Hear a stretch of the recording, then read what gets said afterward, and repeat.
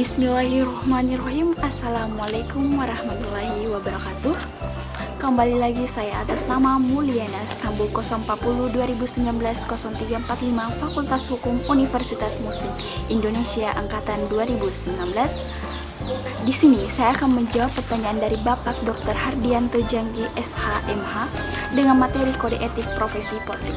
Soal pertama, bagaimana proses penegak kode etik profesi Polri? Penegakan KEPP atau Kode Etik Profesi Polri.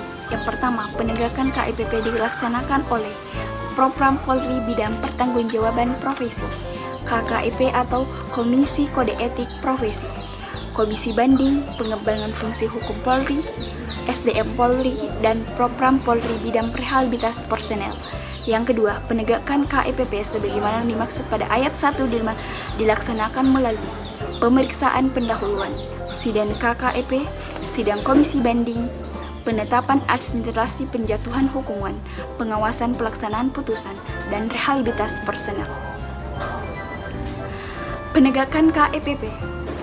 Pertama, pemeriksaan pendahuluan sebagaimana dimaksud pada ayat 2 huruf A dilaksanakan dengan cara audit investigasi, pemeriksaan, dan pemberkasan oleh fungsi Propram Polri Bidang Pertanggungjawaban Profesi.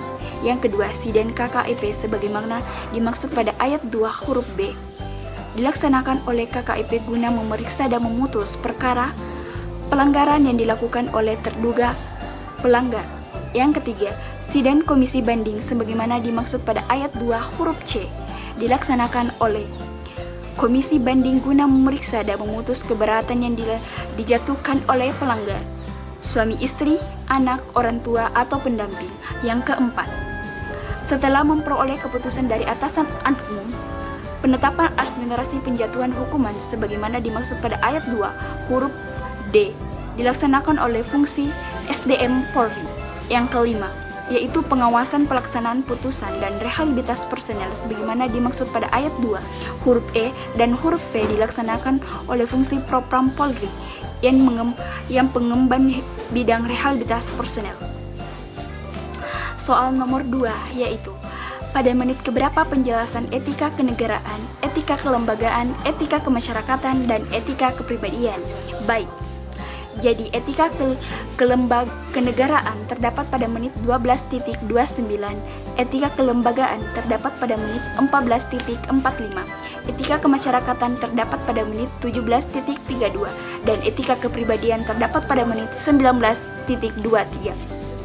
Soal ketiga, yaitu bagaimana menurut Anda terdapat kedua gambar yang ada pada slide pertama dan slide kedua. Menurut saya pada slide pertama dan slide kedua di mana kasus tersebut melibatkan anggota Polri yang mengkonsumsi narkotika.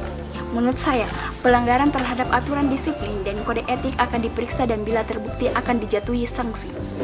Penjatuhan sanksi disiplin serta sanksi atas pelanggaran kode etik tidak mampus tuntutan pidana terhadap anggota Polri yang bersangkutan. Oleh karena itu, oknum polisi yang menggunakan narkotika tetap akan diproses hukum secara pidana walaupun telah menjalani sanksi disiplin dan sanksi pelanggaran kode etik. Berkaitan tersebut, mereka sudah mengetahui bahwa mereka telah melanggar peraturan yang telah dibuat.